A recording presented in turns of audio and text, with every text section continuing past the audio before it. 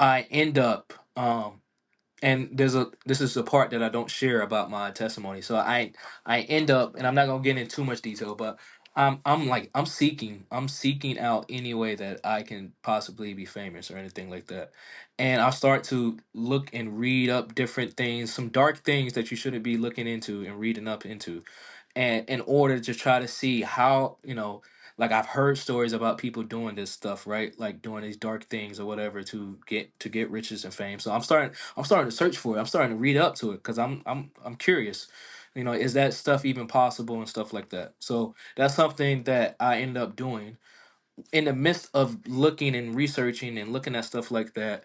I'm getting deeper into the drugs. I'm getting into deeper into the like dark things, and then one day I am moving around Miami. I met somebody who sell drugs before, and I was trying to, I was looking for my usual guy, and I couldn't find him.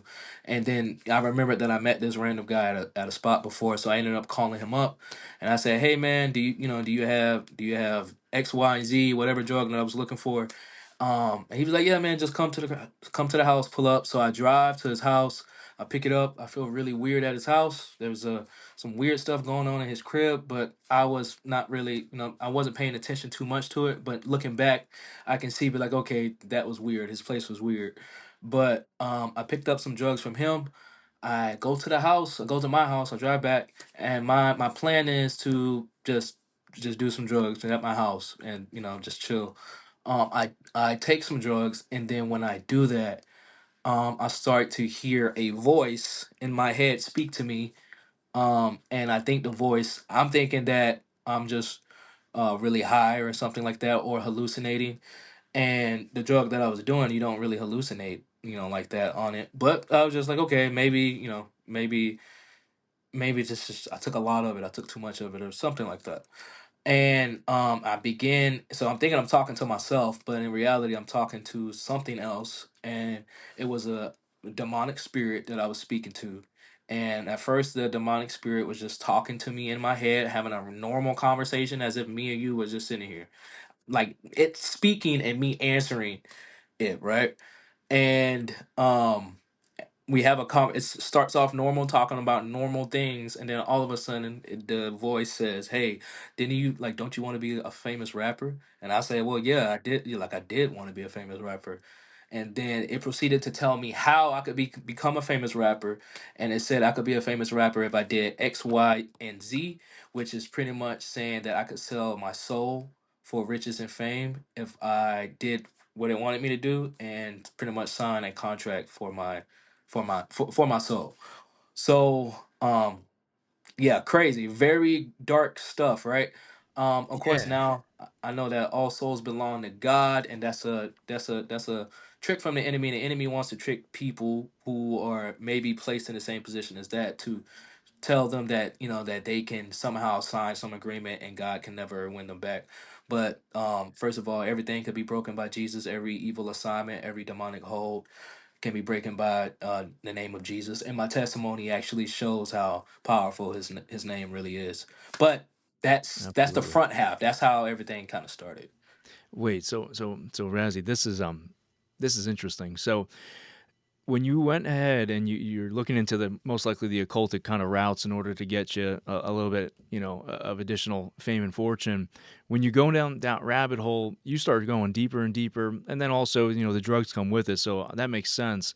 But what's interesting is your spirit was already alerting you to maybe this is a little too dark, maybe a little too deep, and you go ahead, you go to that guy's house, you get an odd feeling about not only his own place that he lives, but just the interaction, and so you accept that whatever that drug is, and you go to your own home, and when you're there, you're having an interaction with the demon that's telling you exactly the recipe that it wants to do to your life for you to have that rich and fame, because obviously he knows what you want. He's been with you the whole way throughout your childhood. He knows exactly what you want, so he's going to tell you all the sweet things, but then ultimately he just wants you to have full control. He wants to have that legal permission, that authority over you.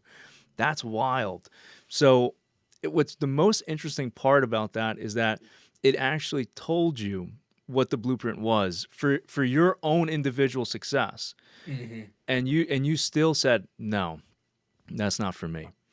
That's interesting. What made you say no to that? Out of curiosity, because that's a big thing right now. A lot of folks are talking about it. You got a lot of this stuff coming out, all these different cases of real celebs now, and it's interesting because it's the same tie, right? It's the same tie. Hmm. They talk about they sell, they sold, but obviously your soul can't be sold. It owns only by the Lord. Um, but they said yes, but you said no.